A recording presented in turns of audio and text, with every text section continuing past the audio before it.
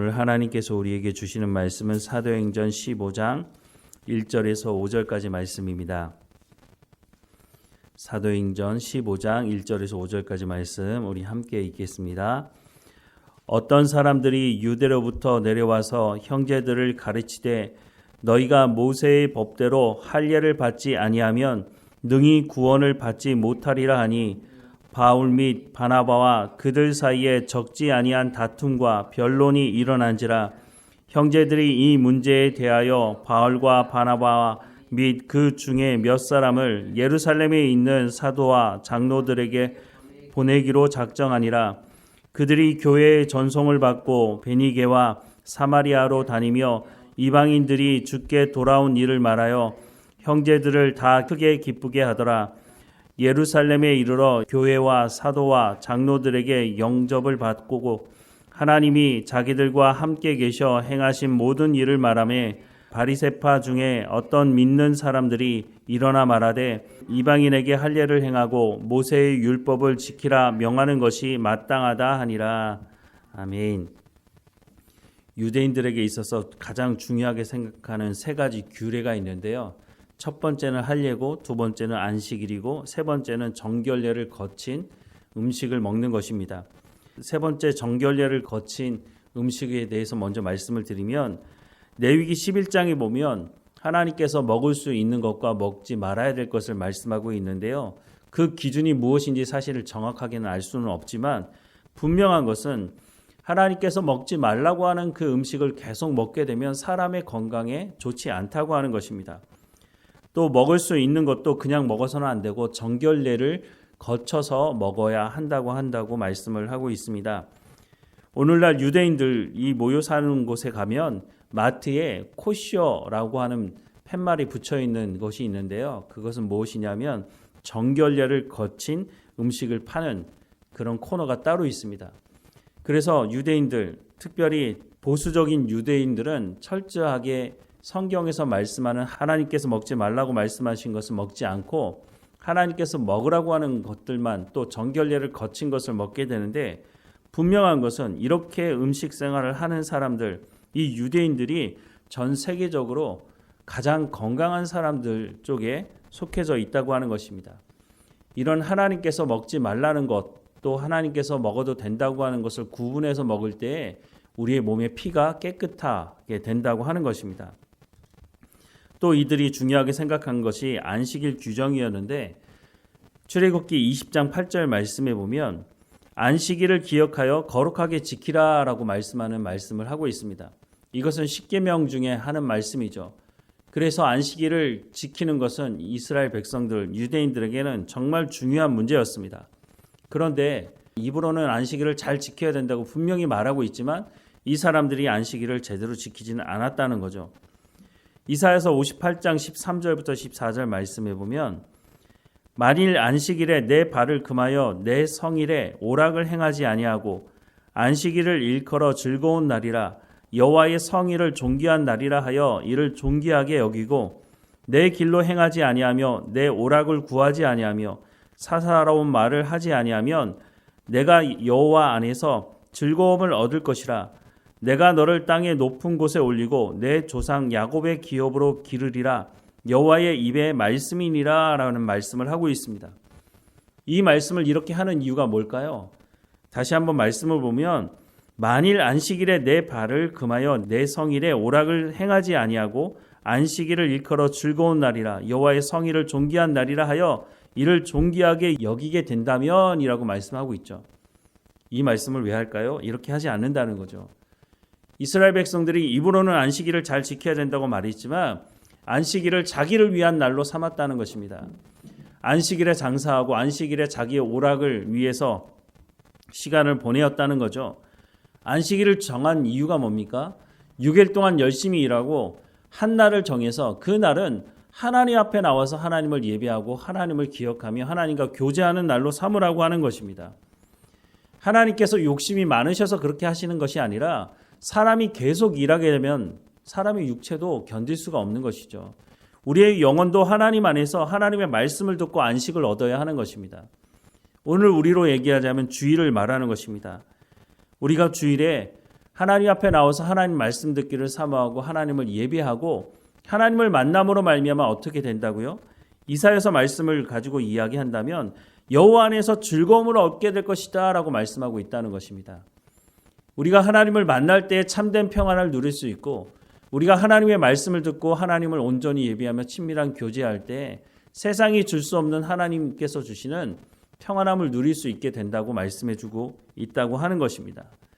안식일은 하나님을 위한 날이라기보다는 물론 하나님께서 정하신 날이긴 하지만 우리를 위해서 안식하며 하나님과 교제하며 영적인 평안함을 누릴 수 있는 날로 정하고 있다고 하는 것을 우리가 분명히 알아야 한다는 것입니다.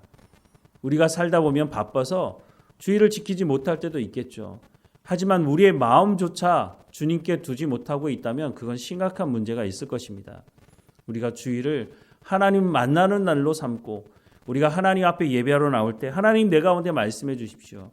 내가 하나님의 말씀 가운데 순종하며 살아가겠습니다. 그런 마음을 가지고 나와야 우리가 참된 주의를 지킬 수 있을 것입니다.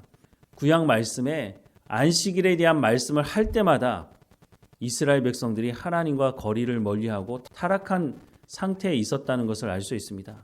안식일은 단순히 그냥 한 날을 지키는 것이 아닙니다. 하나님을 마음에 새기고 나머지 6일 동안 세상에 살면서 하나님 말씀을 가지고 살아가는 힘을 얻는 시간이라고 하는 것을 말씀해주고 있다고 하는 것입니다. 그리고 세 번째 할례에 대한 말씀을 하고 있는데 유대인들은 태어나면 남자아이는 8일째 되는 날에 할례를 행하게 되어 있습니다. 이 할례는 아브라함 때부터 있었던 것이죠. 할례는 몸에 새기는 흔적입니다. 즉 자신이 하나님의 백성이라고 하는 것 마음으로도 알지만 육체의 흔적으로도 가지고 있으면서 자신들이 하나님의 백성이라고 하는 것을 분명히 아는 그런 할례를 행하라고 말씀하고 있는 것이죠. 그런데 이 할례를 행하는 것 너무너무 중요한 의식 중에 하나이기는 하지만 시간이 가면서 이스라엘 백성들이 이 할례를 행하는 것이 그냥 형식화되고 말았다고 하는 것입니다. 로마서 2장 23절부터 29절 말씀해 보면 율법을 자랑하는 내가 율법을 범함으로 하나님을 욕되게 하느냐? 기록된 바와 같이 하나님의 이름이 너희 때문에 이방인 중에서 모독을 받는도다. 내가 율법을 행하면 할례가 유익하나 만일 율법을 범하면 내 할례는 무할례가 되느니라. 그런즉 무할례자가 율법의 규례를 지키면 그 무할례를 할례와 같이 여길 것이 아니냐. 또한 본래 무할례자가 율법을 온전히 지키면 율법 조문과 할례를 가지고 율법을 범하는 너를 정죄하지 아니하겠느냐. 무릇 표면적 유대인이 유대인이 아니요 표면적 육신의 할례가 할례가 아니니라. 오직 이면적 유대인이 유대인이며 할례는 마음에 할지니 영에 있고 율법 조문에 있지 아니한 것이라. 그 칭찬이 사람에게서가 아니요 다만 하나님에게서니라 라고 말씀을 하고 있습니다. 유대인들은 할례를 행했기 때문에 우리는 하나님께서 선택한 백성이고 우리는 구원받을 수밖에 없어. 우리가 무슨 짓을 해도 하나님께서 우리를 구원하실 거야. 이렇게 생각하며 살았다는 것입니다. 잘못된 선민의식이죠. 그래서 로마서 말씀뿐만 아니라 구약 성경에도 뭐라고 말씀하시냐면 할례는 육체에 행하는 것이 아니라 마음에 행해야 한다라고 말씀을 하고 있습니다. 우리가 겉으로만 우리가 하나님의 백성이라고 우리가 주의를 지키기 때문에 우리는 구원받을 백성이라고 그렇게만 말할 것이 아니라 우리가 정말 하나님의 백성이라면 하나님의 말씀을 듣고 순종하는 삶의 열매가 있어야 한다고 말씀해주고 있는 것입니다. 그런데 예수님 믿고 영접한 사람들 중에도 이 할례는 반드시 행해야 한다라고 하는 것을 주장하는 할례파 사람들이 있었다고 하는 것입니다. 예수 그리스도를 믿음으로 말미암아 구원받는다는 것 그것도 인정하지만 그래도 무조건 이방인이라 할지라도 할례는 받아야 한다라고 주장하는 사람들이 있었다는 거죠. 바울과 바나바가 이방인에게 복음을 전할 때에 이 할례 문제가 심각한 문제로 대두되게 되었습니다. 왜냐하면 유대인들 중에 할례를 받아야 된다고 주장하는 사람들은 이방인이라 할지라도 반드시 할례를 받아야 한다고 고집을 피웠기 때문입니다. 이것이 얼마나 심각한 문제였는지 바울이 가는 곳마다 이런 문제를 가지고 시비를 거는 사람들이 있었고 그래서 제자들이 야, 이 문제 그냥 이렇게 놔두어서는 안 되겠다. 우리 예루살렘에 가서 이 문제를 좀 해결받고 와야 되겠다. 그래서 바나바와 바울 또 몇 사람을 예루살렘으로 보내게 되는 것을 봅니다. 그런데 오늘 본문 말씀에 보면 5절 말씀에 바리새파 중에 어떤 믿는 사람들이 일어나 말하되 이방인에게 할례를 행하고 모세의 율법을 지키라 명하는 것이 마땅하다라고 주장하는 사람들이 있었다는 것입니다. 여기서 말하는 바리새파 사람들은 예수님께서 외식하는 자들이라고 예수님께서 책망했던 그 사람들이 아닙니다. 이 사람들은 예수님을 영접한 사람들이죠. 이미 예수님을 영접한 사람들이지만 이 사람들이 여전히 할례를 받아야 된다라고 주장을 하고 있다고 하는 것입니다. 이것이 이방인들에게 복음을 전하는데 큰 문제가 됐다고 말씀을 드렸는데, 왜냐하면 당시 헬라 문화권 안에 살고 있던 사람들은 인간의 육체에 대한 그 육체미를 상당히 중요하게 생각을 했습니다. 그래서 그 당시에 오늘과 같은 올림픽이 있었는데 그 당시 올림픽은 남자들만 참석을 할 수 있었고 또 남자들이 알몸으로 이 올림픽에 참석을 했다는 것입니다. 왜냐하면 자신의 육체의 그 아름다움을 사람들에게 자랑하고 싶은 것이 헬라 문화권에 살고 있는 사람들의 그런 생각이었기 때문입니다. 심지어는 유대인들 중에 이런 헬라 문화를 받아들인 사람들 중에 할례를 복원하는 수술을 받는 사람도 있었다고 하는 것입니다. 그런데 이런 사람들에게 할례를 행해라, 몸에 칼을 대라, 이건 상당히 받아들이기 쉽지 않았다고 하는 것입니다. 또한 할례라고 하는 것이 몸의 일부분을 잘라내는 것인데 그러다가 과다출혈로 사람이 죽을 수도 있고 그 당시 의료 기술이 좋은 것도 아니어서 감염병으로 죽을 수도 있는 것 아니겠습니까? 예수 믿는 것은 내가 하겠지만 아니 그런데 할례를 행하라고? 내가 이것 때문에 죽을 수도 있는데 내가 감염돼서 어려움을 당할 수도 있는데 내가 그걸 꼭 해야 된단 말이야? 그러니 이방인들 중에 이 할례 문제 때문에 복음을 받아들이는 것에 꺼리낌을 가진 사람들이 있었다고 하는 것입니다. 그래서 결국은 이 문제를 가지고 예루살렘으로 와서 이 문제를 해결받게 되는데 오늘 우리도 마찬가지 일이 있지 않습니까? 우리가 복음을 전하다 보면 나는 이런 문제 때문에 아직 교회 가지 못합니다 라고 말하는 대표적인 것 중에 하나가 술, 담배 문제 아닙니까? 물론 우리가 술, 담배 문제를 여러분 다 해도 됩니다라고 허용할 수 있는 부분은 아닙니다. 왜냐하면 이것이 우리의 건강과 문제가 연결되어져 있기 때문입니다. 그래서 오늘 말씀에도 첫 번째 정결례를 거친 음식에 대한 말씀을 드리지 않았습니까? 왜 정결례를 거친 음식을 먹어야 되느냐에 대한 부분에 있어서 가장 중요한 것이 우리의 건강 문제와 연결되어져 있기 때문인 것입니다. 우리가 굳이 우리의 몸을 병들게 하는 것을 먹어서 우리의 몸을 나쁘게 할 이유가 무엇이 있겠습니까? 우리가 건강해야 하나님의 일들을 잘 감당할 수 있고 우리가 하나님 앞에 나갈 수 있는 것 아니겠습니까? 술과 담배 문제를 해결하지 못했기 때문에 내가 교회에 나가지 못합니다 라고 말하는 사람들을 여러분 만나신다면 뭐라고 말씀하시겠습니까? 오라고 말씀을 드려야죠. 하나님의 말씀을 듣지 않았기 때문에 하나님을 만나지 못했기 때문에 우리의 몸을 망가뜨리는 그것을 끊어내지 못하는 것이죠. 하나님의 말씀을 듣고 예수님을 영접하고 제대로 된 신앙의 삶을 살아간다면 굳이 우리가 우리의 몸을 망가뜨리는 그것이 술이든지 담배든지 어떤 것이든지 간에 중독과 관련된 그 모든 것들을 하나님과의 관계에 있어서 문제가 되는 것이라면 하나님 사랑을 경험하고 하나님 말씀을 듣고 변화된 사람이 그것을 끊어내지 못할 이유가 없지 않겠습니까? 우리가 그런 사람들을 만났을 때 일단 우리가 하나님 앞에 나가자.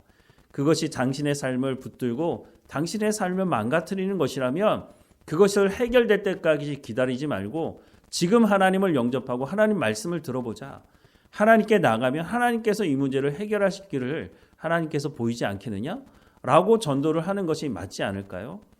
이것이 할례 문제와 같이 그렇게 심각한 문제는 아닐지 모르지만 우리가 복음을 전하는 현장에서 이런 비슷한 문제를 만났을 때 하나님의 말씀을 듣고 또 예수 그리스도를 영접하는 것, 그것이 핵심적인 문제이지 그 주변의 문제 때문에 교회에 나오지 못하고 또 복음을 듣지 못하게 하는 것이 있다면 우리가 지혜롭게 이 부분을 판단하고 행해야 될 거라고 생각을 하게 됩니다. 결국 이 문제, 이 할례의 문제는 해결되게 되지만 사실 이 문제를 해결하는 과정이 쉽지는 않았습니다. 오늘 본문 조금 전에 읽었던 것처럼 예수 믿는 사람들 중에 이 할례의 문제를 가지고 심각하게 다투는 문제가 있었다고 하는 것입니다. 우리가 앞서 봤지만 마가 요한도 결국은 이 할례 문제 때문에 전도 여행 중에 되돌아오지 않았습니까? 이 할례 문제 쉬운 문제는 아니었던 것으로 보입니다. 하지만 중요한 것은 그 사람이 예수 그리스도를 영접하고 신앙의 삶을 살아갈 수 있게 하느냐 하지 않느냐에 우리가 집중하다 보면 여러 가지 문제가 있을 때 그 문제를 하나하나 해결해 갈 수 있게 될 것입니다. 우리가 복음을 전하는 현장에서 우리가 예수 그리스도를 믿는 것, 하나님의 말씀을 듣고 순종하는 이 핵심을 놓치지 않는다면 이 문제를 잘 해결할 수 있다고 생각이 듭니다. 우리의 삶 가운데 하나님께서 지혜를 주셔서 복음을 증거하는 우리의 삶이 되기를 주님의 이름으로 축원합니다. 기도하겠습니다. 사랑하는 하나님, 우리 가운데 하나님의 마음을 부어주시고 하나님의 말씀을 마음에 새기게 하셔서 생명을 살리는 일에 우리가 집중할 수 있도록 은혜를 허락해 주옵소서.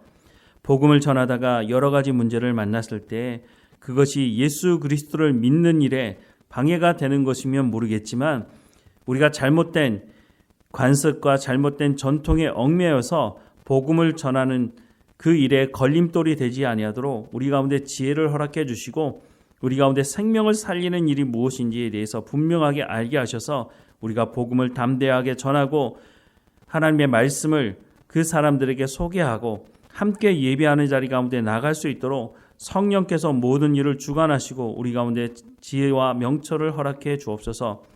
오늘도 우리가 살아가는 삶의 현장에서 우리가 깨어있게 하시고 우리가 입으로만 예수님을 믿는 사람이 아니라 삶으로 증거하는 열매를 맺는 삶이 될 수 있도록 은혜를 허락해 주옵소서. 우리의 자녀들 어느 곳에 있든지 하나님 지켜주시고 하나님 말씀해 주시고 하나님과 동행하며 하나님 주시는 은혜를 맛보며 살아가는 믿음이 성장하는 우리의 자녀들 될 수 있도록 인도해 주옵소서. 몸이 연약한 성도들 한 사람 한 사람마다 지켜주셔서 강건하여지게 하시고 늘 하나님께 나가는 우리의 삶이 될 수 있도록 인도해 주옵소서. 늘 우리와 함께 하시는 하나님께 감사드리고 예수 그리스도 이름으로 기도드립니다. 아멘.